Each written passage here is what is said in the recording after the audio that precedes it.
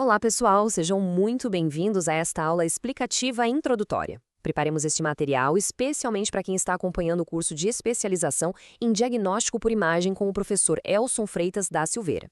Bom, o domínio anatômico é, sem sombra de dúvida, a base de qualquer laudo preciso, né? E a forma como a gente enxerga as estruturas internas mudou drasticamente ao longo dos séculos. Então vamos mergulhar direto nisso e entender como as fundações da anatomia seccional vão literalmente transformar a prática clínica diária de vocês. Nossa rota de aprendizado hoje é super direta. Vamos passar por 5 etapas, começando pelos fundamentos da anatomia seccional e a revisão dos 3 planos anatômicos. Depois, a gente aplica a teoria na prática com estudo topográfico, desmistifica as convenções de visualização e, por fim, vamos mostrar como esse domínio anatômico vira segurança e precisão pura na hora de laudar. Parte 1. Fundamentos da anatomia seccional. Sabe, a medicina moderna não surgiu do nada, ela foi construída sobre os ombros de gigantes. Reconhecer essa tradição toda é essencial, porque foi exatamente ela que pavimentou o caminho para a tecnologia incrível de imagem que temos nos hospitais hoje. A evolução histórica aqui é simplesmente fascinante. Lá no século XVI, gênios como Leonardo da Vinci e Andrés Vesalius já produziam desenhos de secções transversais do cérebro e de membros. Aí, pulando para 1754, William Smellie publicou umas tabelas sagitais magníficas. Mas o divisor de águas mesmo, o grande salto tecnológico, veio em 1973. Foi quando Sir Godfrey Hounsfield inventou a tomografia computadorizada. Uma conquista tão monumental que rendeu a ele um prêmio Nobel e inaugurou uma era completamente nova para o diagnóstico.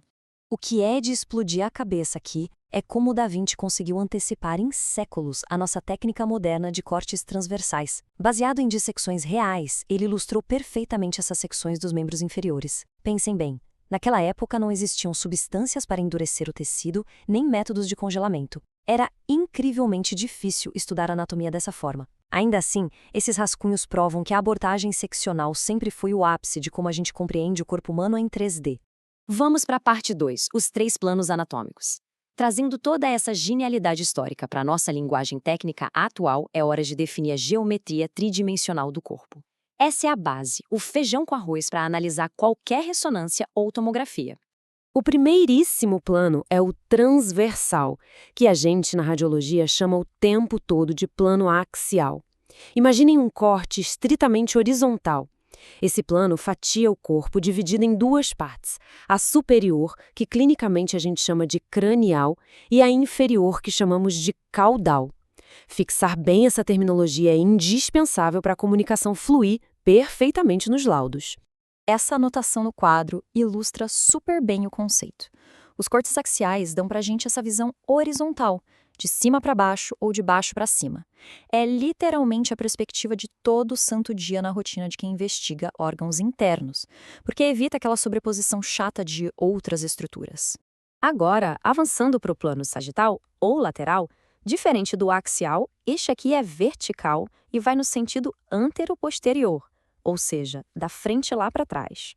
O detalhe crucial é que o plano mediano, sagital, divide o corpo cirurgicamente em metades simétricas, direita e esquerda.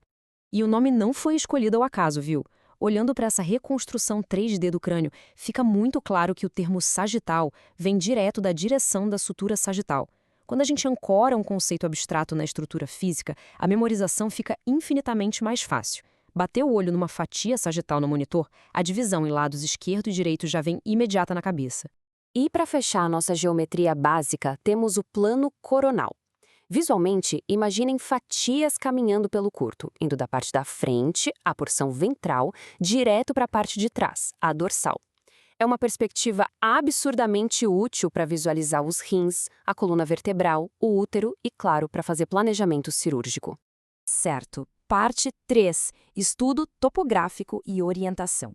Já entendemos a geometria no espaço, então como a gente aplica essas ferramentas nos mapas regionais do corpo? Um ponto de partida excelente é o estudo da cabeça. Sistematizar essa anatomia regional significa quebrar um quebra-cabeça complexo em blocos lógicos. A gente divide o esqueleto da cabeça no neurocrânio, que guarda o encéfalo, e na face, que chamamos de viscerocrânio. Essa compreensão topográfica que vai ditar qual protocolo e quais planos usar para investigar exatamente o que o médico solicitante precisa. Gente, prestem atenção nessa comparação, é fascinante. De um lado, temos o corte de uma peça cadavérica, da pelve e coxa, mostrando músculos e vasos de forma crua. Do outro, uma fatia real de ressonância magnética. Colocar isso lado a lado é a prova viva de que a imagem de ponta de hoje é um espelho perfeito da anatomia macroscópica. O que a gente disseca no laboratório é exatamente o que diagnosticamos no monitor. É a mesma coisa. Página 4. Convenções de visualização. Entender a anatomia é metade do trabalho. A outra metade é garantir que a gente está olhando para ela do jeito certo, sem margem para erro. E aqui vem a pergunta de $1 milhão, aquela que exige atenção total de quem senta na frente da estação de laudo. Como devemos interpretar a lateralidade nas imagens axiais? Confundir a direita com a esquerda do paciente é o tipo de erro inaceitável na clínica. Por isso, existe uma regra de ouro, padronizada no mundo inteiro. A convenção universal é a seguinte: toda a imagem de corte axial tem que ser visualizada a partir de baixo, olhando para cima. Se a gente tem um paciente em decúbito dorsal, de barriga para cima, a regra na hora de ler a tela é enxergar o paciente como se a gente estivesse em pé ali, bem na beirada da maca, olhando a partir dos pés dele. E olha que sacada inteligente, isso não é arbitrária. Essa orientação de baixo para cima alinha a visualização perfeitamente com a abordagem clínica de palpação. É o padrão de como um médico se aproxima de um paciente deitado, vindo pela direita, perto dos pés. Ou seja, o movimento que você faria mentalmente para alcançar o baço na imagem é exatamente o mesmo ato físico de se debruçar sobre o paciente num exame de abdômen. Tudo se conecta. E assim entramos na nossa última sessão, a parte 5. Domínio anatômico no diagnóstico. Aqui é onde toda essa base teórica vira sua maior vantagem clínica. Já pararam para pensar como essas imagens se formam com tanto detalhe? Tudo gira em torno das propriedades dos tecidos. A resolução de contraste radiológico depende muito da densidade eletrônica. O osso, por exemplo, tem uma densidade eletrônica absurdamente maior que os músculos e tecidos moles. É isso que cria aqueles contrastes nítidos. Quando você domina a anatomia normal ali na tela, qualquer assimetria ou crescimento anormal grita aos olhos, revelando que pode ser uma patologia. Queria que vocês guardassem essa frase com muito carinho.